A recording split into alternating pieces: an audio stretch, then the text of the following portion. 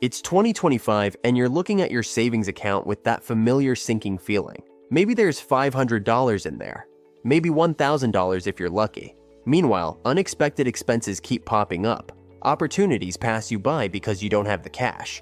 And that dream vacation or down payment feels like it'll never happen.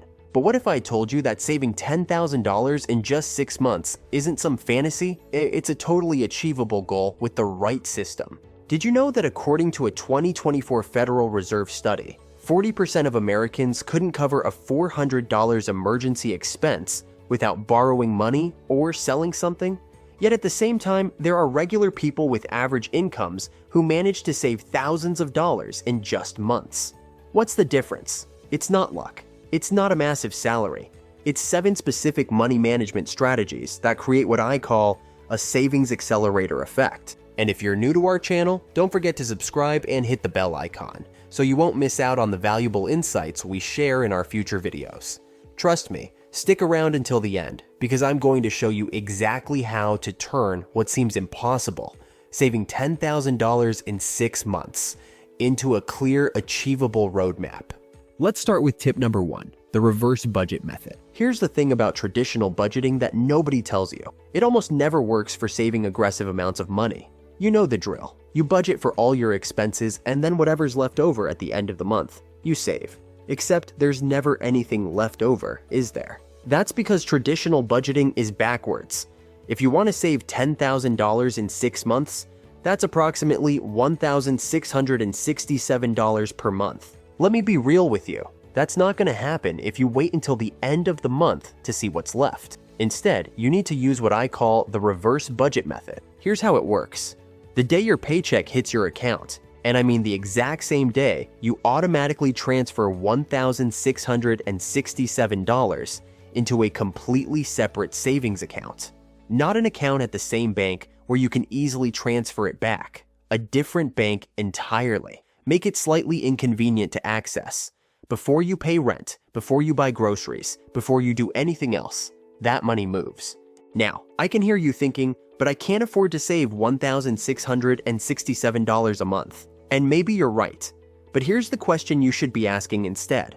What would I need to change about my spending or earning to make $1,667 monthly savings possible? Because that's the real question. And that's what the rest of these tips are going to help you answer. The psychology behind the reverse budget method is simple but powerful. When that money disappears from your main account immediately, your brain doesn't count it as available to spend. It's like it never existed. You naturally adjust your spending to match whatever remains. I've seen this work for hundreds of people, and it'll work for you too. But here's the key. You need to track that $10,000 goal visually. Get a printable savings tracker or create a simple spreadsheet and update it every single week. Seeing that number climb from $0 to $1,667 to $3,334 to $5,000 and beyond creates momentum that's incredibly motivating. Trust me on this one. Tip number 2, the big 3 expense audit. You know what's stopping you from saving $1,667 per month? It's probably not your daily coffee or your Netflix subscription. Those latte factor articles love to blame small purchases. But let me tell you where your money really goes. The big 3, housing, transportation, and food. According to the Bureau of Labor Statistics, the average American spends about 33% of their income on housing, 16% on transportation, and 13% on food. That's 62% of your income right there, going to just 3 categories. So, if you want to save serious money fast, this is where you need to focus. Let's start with housing. I know, you can't just move overnight. But can you take on a roommate for 6 months? Can you rent out a parking space if you have one? Can you Airbnb a room on weekends? Renting out a spare room at just $700 per month adds up to $4,200 over 6 months. That's almost half your $10,000 goal right there from one decision. If you're renting, have you tried negotiating your rent? Most people never ask.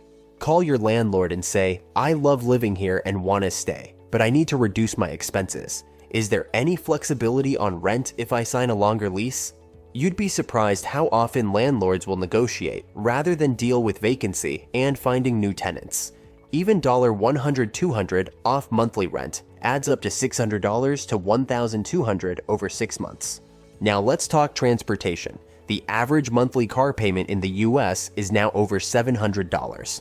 That's insane. If you're trying to save $10,000 in 6 months and you have a car payment, you need to seriously consider whether keeping that car is worth delaying your financial goals.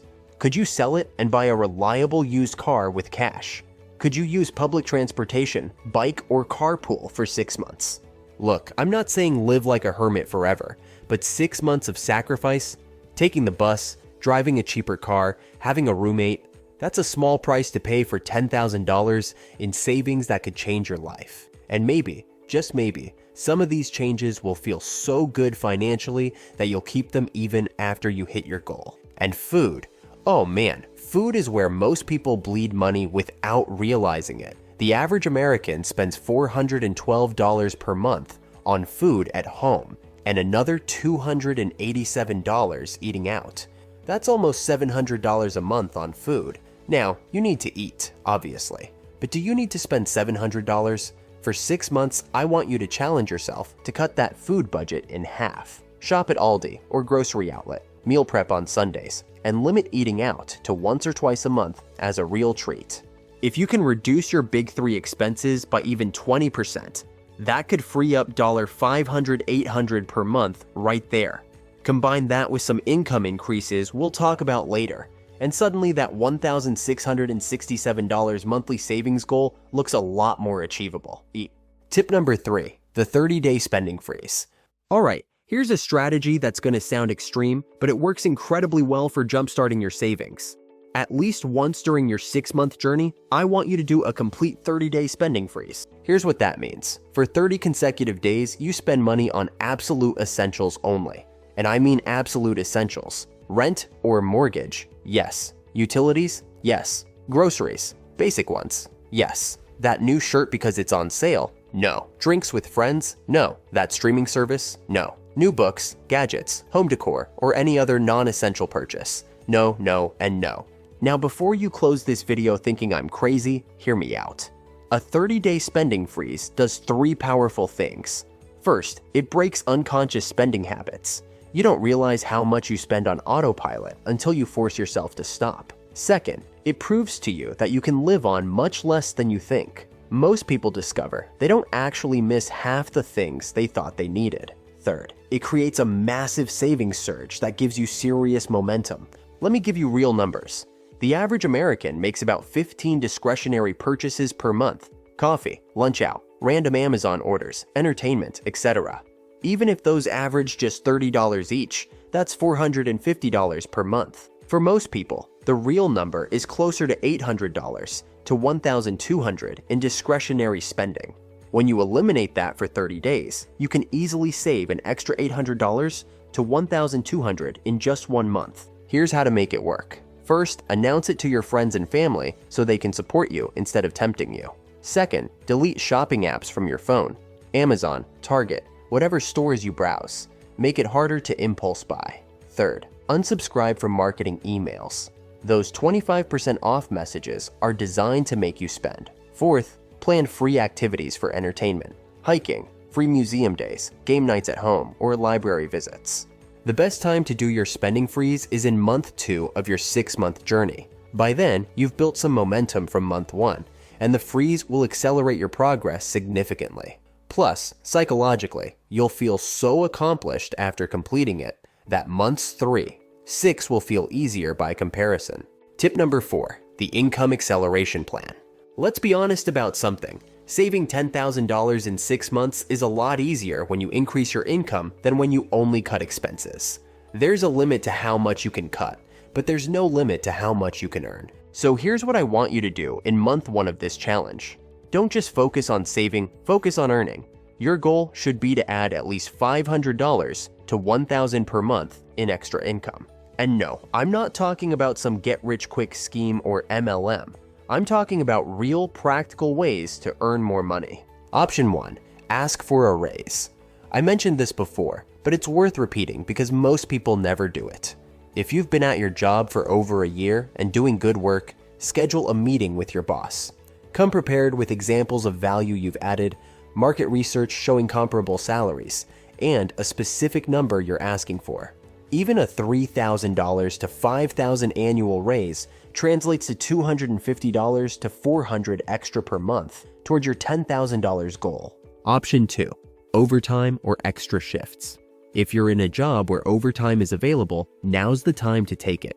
Yes, it means less free time for 6 months, but remember, this is temporary. 6 months of hustling could set you up financially for years. Option 3. Sell everything you don't need. I'm serious about this one.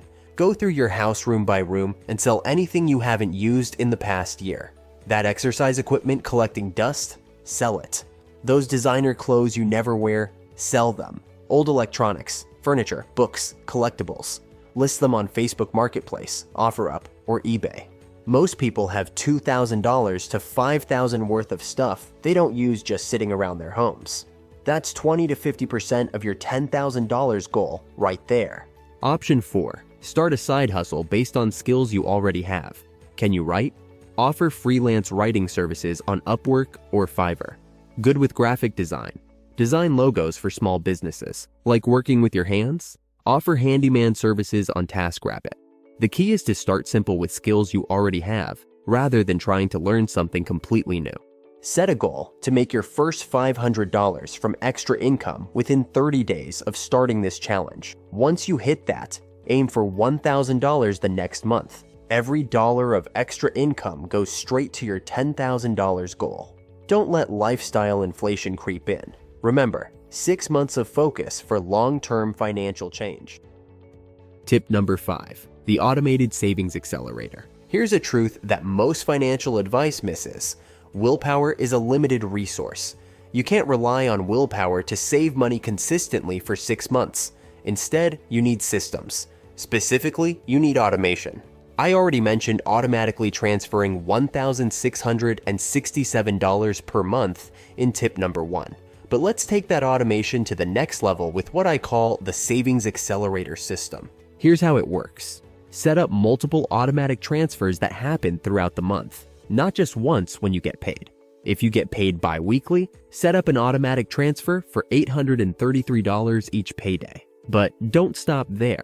Set up small automatic transfers every week, maybe $50 or $100, that go into your savings account. Set up rounding rules where every purchase gets rounded up to the nearest dollar, and the difference goes to savings. Why multiple transfers instead of one big one? Psychology. When you see money leaving your account in smaller, more frequent amounts, it feels less painful than one huge transfer. Plus, it keeps your savings goal front of mind constantly, which keeps you motivated. But here's where the real magic happens. Set up what I call windfall capture automation. Any unexpected money that hits your account, tax refunds, bonuses, cash gifts, rebates, refunds from returned items, gets automatically transferred to savings. Don't even give yourself the chance to spend it. Most people blow unexpected money on treats or impulse purchases. But if you're serious about saving $10,000, every windfall needs to go straight to your goal. Use apps like Capital or Digit that can automate savings based on rules you set. Or if you prefer, most banks now offer automated savings programs. The key is removing yourself from the decision-making process. Make it automatic so you can't sabotage your own goals. Tip number 6, the Zero Waste Money Challenge. Here's something most people don't think about when trying to save money: waste. Not just food waste, though that's part of it, but all the ways we waste money on things we already own but don't fully use. For the next 6 months, I want you to adopt what I call a zero waste money mindset.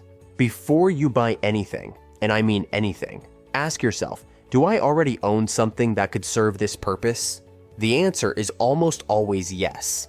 Let me give you some examples. You're thinking about buying new clothes? Shop your own closet first. Studies show most people wear only 20% of their wardrobe regularly. Rediscover the clothes you already own. You want to buy new books? Use the library. It's free. You're thinking about upgrading your phone? Your current phone probably works fine. You want new furniture or decor? Rearrange what you have for a fresh look. This mindset alone can save you $500 to $1,000 over 6 months by preventing purchases you don't actually need. But it goes deeper than that. What about subscriptions you're paying for but not fully using? That gym membership you visit once a month? Cancel it and work out at home or go running outside. Those streaming services you barely watch? Keep one, cancel the rest for 6 months. And food waste. This is huge.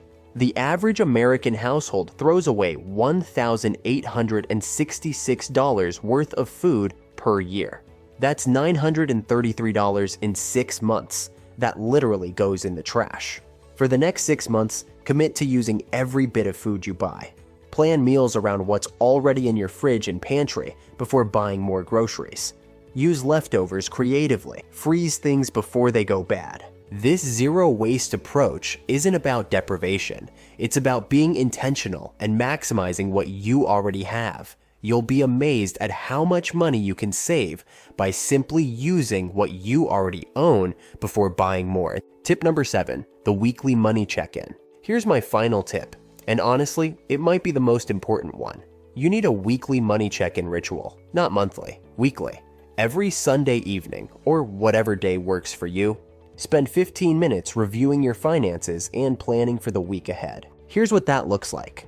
First, check your progress toward the $10,000 goal. Where are you now? Are you on track? If you should have saved $3,334 by the end of month 2, but you're only at $2,800, you know you need to course correct. Second, review the previous week's spending. Where did money go? Were there any surprises or areas where you overspent? Third, plan the upcoming week. What expenses do you anticipate? How will you handle them without derailing your savings goal? This weekly check-in keeps you accountable and allows you to make small adjustments before small problems become big problems. Miss your savings target by $200 in 1 week? You can make it up the next week. But miss your target for a whole month without noticing? That's much harder to recover from. I also recommend finding an accountability partner, someone who's also trying to save money or improve their finances. Share your weekly progress with them. The act of reporting to someone else dramatically increases your likelihood of staying on track. Plus, they might have tips or ideas you haven't thought of. During these weekly check-ins, celebrate your wins. Hit 25% of your goal? Celebrate with a free or cheap activity, of course. Hit 50%? That's huge. Acknowledge it. These small celebrations keep you motivated during the challenging middle months when the initial excitement has worn off, but the finish line still seems far away. Look, saving $10,000 in 6 months is ambitious. Not everyone will hit that exact number, and that's okay. Maybe you'll save $7,000 or $8,000. That's still life-changing money. The point isn't perfection. It's making dramatic progress toward financial goals by implementing these 7 strategies consistently. The reverse budget method ensures you save first. The Big 3 expense audit addresses where most of your money actually goes. The 30-day spending freeze breaks bad habits and creates momentum. The income acceleration plan increases what you have to work with. The automated savings accelerator removes willpower from the equation. The zero waste money challenge maximizes what you already have. And the weekly money check-in keeps you accountable and on track. These aren't just random tips. They're a complete system that works together. And when you commit to all 7 for 6 months, saving $10,000 goes from impossible dream to achievable reality. Your 6 months starts now, not tomorrow, not next month, right now. So what's your first step going to be? If you found this video helpful, please don't forget to like, subscribe, and hit that bell icon to stay updated with more practical financial advice. Share this video with someone who needs to hear this message. Your $10,000 savings journey starts today. Thank you for watching, and I'll see you in the next video.